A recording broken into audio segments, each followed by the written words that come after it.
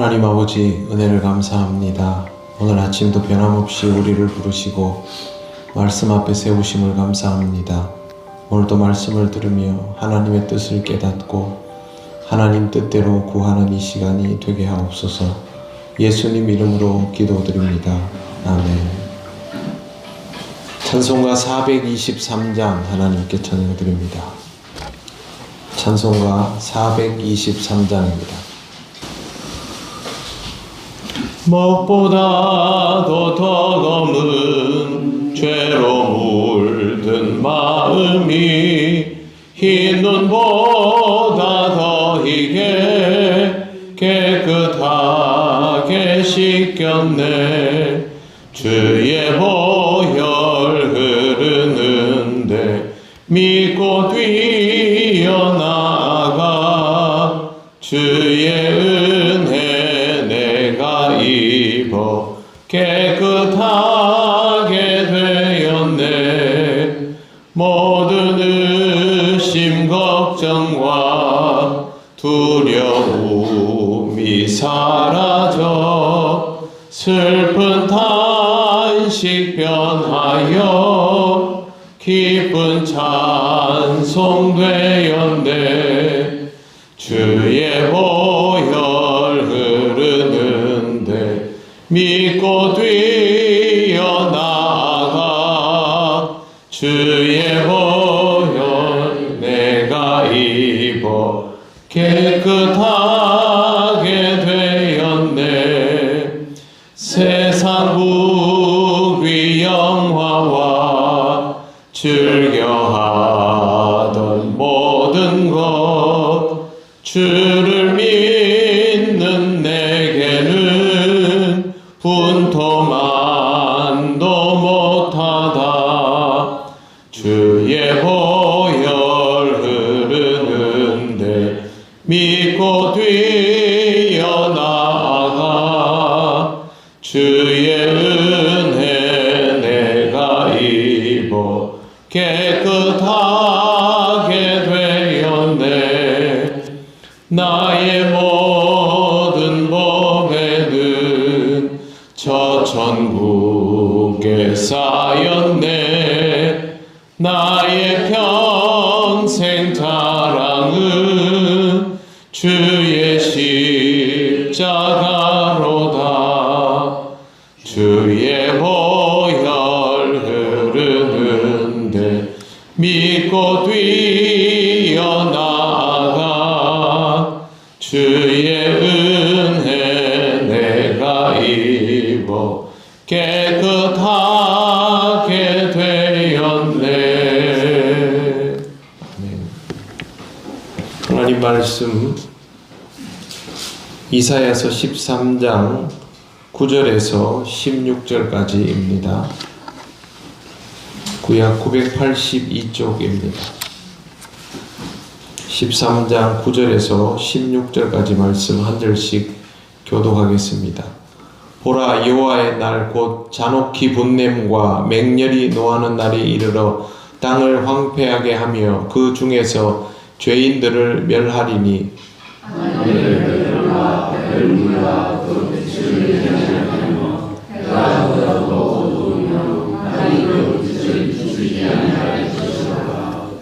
내가 세상의 악과 악인의 죄를 벌하며 교만한 자의 오만을 끊으며 강포한 자의 거만을 낮출 것이며 내가 사람을 신부보다 세상에 하며 인생을 왕에게 누구보다 기대하게 하리라. 그러므로 나 만군의 여호와가 분하여 맹렬히 노하는 날에 하늘을 진동시키며 땅을 흔들어 그 자리에서 떠나게 하리니 그들이 좁히노나 오나 없는 자같이 각기 자기 공격으로 돌아가며 각기 공격으로 도망할 것이나 만나는 자마다 창에 찔리겠고 잡히는 자마다 칼에 엎드러지겠고 그들의 어린 아이들은 그들의 목전에서 메어침을 당하겠고 그들의 집은 노략을 당하겠고 그들의 아내는 욕을 당하리라. 아멘. 보라, 여호와의 날 곧 잔혹히 분냄과 맹렬히 노하는 날이 이르러 땅을 황폐하게 하며 그 중에서 죄인들을 멸하리니 이렇게 시작되고 있습니다. 여호와의 날과 잔혹함, 맹렬함 이런 표현들이 함께 있는 것은 하나님께서 심판하실 때에 조금의 자비도 남겨두지 않고 심판하신다라는 뜻입니다. 특별히 맹렬히 노한다는 말은 막 타오르는 불꽃과도 같은 분노를 뜻합니다. 사람이 화가 나면 막 씩씩거리면서 흥분하지 않습니까? 그 표현이 이것과 똑같습니다. 하나님께서 끓어오르는 분노로 죄인을 멸하신다라는 표현이 그대로 여기에 기록되어 있는 것입니다. 얼마나 무서운 장면입니까? 이렇게 여호와의 맹렬한 진노의 날이 닥치면 세상의 모든 것들이 빛을 잃게 되는데 10절에 보면 하늘의 별들과 별무리가 빛을 내지 아니하며 해가 돋아도 어두우며 달이 그 빛을 비추지 아니할 것이로다 라고 되어 있습니다. 별과 별무리, 해와 달은 자연이기도 하지만 여기서는 자연을 뜻하는 게 아니라 당시 바벨론이 숭배하던 신들을 뜻합니다. 하나님이 진노를 시작하시면 바벨론 사람들이 숭배하는 우상들은 요즘 세상 말로 하면 이렇게 다 찌그러진다는 뜻입니다. 그냥 다 꼬리를 내리고 빠질 수밖에 없고 아무 소리도 못한다라는 뜻입니다. 하나님 앞에서는 그 누구도 하나님의 역사에 대하여 뭐라 말할 수도 없고 어떤 신들이라고 이 사람들이 섬기던 우상들도 전혀 영향력을 행사할 수 없다라는 뜻입니다. 하나님의 심판 앞에서 아무것도 막아설 수 없는 것이죠.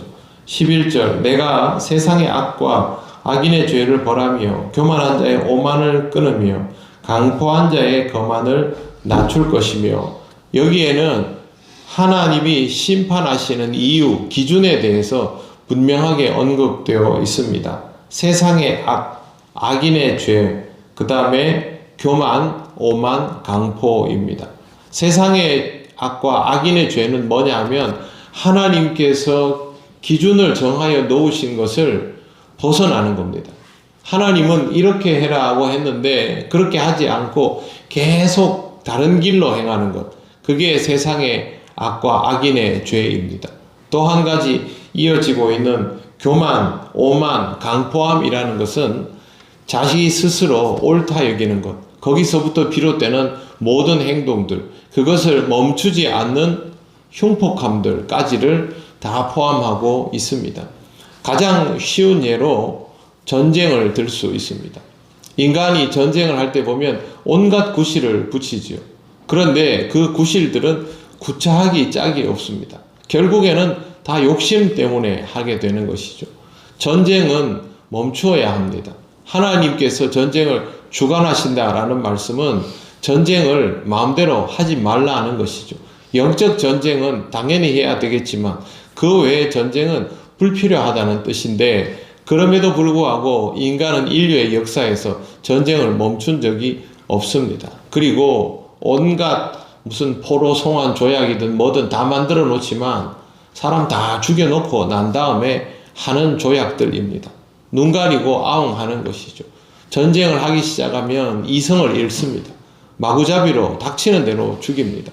동물과 다를 바 없습니다. 문제는 인간이 전쟁에서 드러낸 이 욕구들을 일상의 상황에서도 고스란히 드러낸다는 것이죠. 언제 드러내냐면 내가 손해봤다고 생각할 때, 내가 어떤 욕망을 이루고자 할 때, 결핍이 느껴질 때 인간이 이와 같이 한다는 것입니다. 지금은 바벨론이 심판의 대상입니다만 바벨론을 심판하기 위해서 이 기준을 하나님께서 들이미시는 것이 아니라 이 기준에 바벨론이 부합되지 않는 최강자이기 때문에 심판받는 것입니다. 하나님의 기준 때문에 이 일이 일어나는 것이지 바벨론을 따로 치기 위해서 하는 것이 아니라는 사실을 우리는 이 말씀 속에서 분명히 보며 하나님의 기준을 떠올려야 합니다. 여기에서 하나님께서 모든 것들을 압도하시고 12절 내가 사람을 순금보다 희소하게 오빌의 금보다 희귀하게 할 것이다. 순금은 당연히 귀한 줄 아는데요. 오빌의 금은 처음 들어봅니다. 이건 뭐냐 하면 그 시대에 가장 귀하게 여기는 금을 뜻합니다. 그러니까 거의 없는 것이죠. 한마디로 하나님이 사람을 거의 남겨두지 않겠다라는 뜻입니다. 완전히는 아니고 거의입니다. 남아있는 자들은 어떻게 되느냐? 13절. 그러므로 나 만군의 여호와가 분하여 맹렬히 노하는 날에 하늘을 진동시키며 땅을 흔들어 그 자리에서 떠나게 하리니 남은 자들은 더 이상 그곳에서 버틸 수 없어 사방으로 떠나게 됩니다.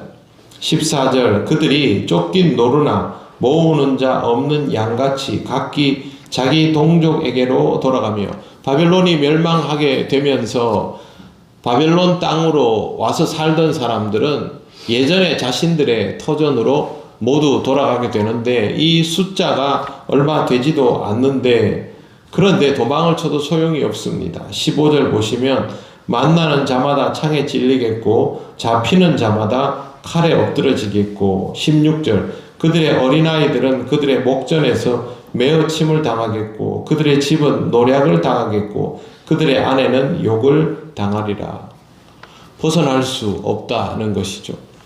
흩어진다고 해서 도망친다고 해서 하나님의 심판에서 용케 살아남았구나 라고 할 수 없습니다. 하나님은 끝까지 이 모든 것을 주관하시며 심판하시기 때문입니다. 결코 누구도 하나님의 심판에서 예외일 수 없습니다. 그것은 하나님께서 정하신 기준을 벗어난 민족과 국가, 공동체와 개인에게 동일하게 적용됩니다. 사람들은 심판을 잘 의식하지 않은 채로 살아갑니다. 그러다 보니 하나님의 엄중한 기준도 간과합니다. 하지만 하나님의 기준은 단 한 번도 변한 적이 없고 하나님은 그 기준에 따라서 결국에는 판단하시고 행동하시는 분입니다. 합당하지 못하면 심판받게 되어 있습니다. 언제나 구원의 기쁨과 감격을 생각하는 동시에 심판의 엄중함도 의식하며 살아가시기를 바랍니다. 무서운 군주나 무서운 상사를 보면 그 사람이 계속해서 무섭게 하고 괴롭히지 않더라도 그 사람이 가지고 있는 엄격한 기준을 모른 채 할 수가 없지 않습니까? 우리는 하나님 앞에서 그런 마음으로 살아가야 합니다. 하나님이 매일 우리 자신을 치지 않더라도 하나님이 가지시는 그 공의로움의 엄중함을 잊지 말아야 하는 것이죠. 그래야 우리가 조금이라도 어리석은 짓을 덜하며 하나님의 기준에서 벗어나지 않습니다. 완벽함을 요구하시는 것이 아닙니다. 하나님을 의식하고 하나님 앞에 서 있음을 인정하고 하나님 앞에서 겸손히 행하는 것, 그게 우리가 할 일입니다. 뭘 잘해야 되는 게 아니라 순종하면 되는 것입니다. 오늘도 하나님께 순종하며 이 하루를 은혜 가운데 살아가시기를 바랍니다. 기도드리겠습니다. 하나님 아버지, 은혜를 감사합니다. 우리의 은혜도, 우리가 누리는 은혜도 하나님의 공의로움 안에 있음을 우리가 잊지 않도록 인도하여 주시옵소서. 그 안에서 하나님의 사랑을 충만히 느끼며 누리며 하나님께서 이루어 가시는 그 나라에 합당한 자로 살아갈 수 있기를 원합니다. 하나님께서 인도하여 주시는 그 삶을 다시 한번 소중히 여기게 하시고 늘 하나님의 은혜 안에서 겸손히 행하며 순종하며 살아갈 수 있는 우리가 되게 하여 주시옵소서.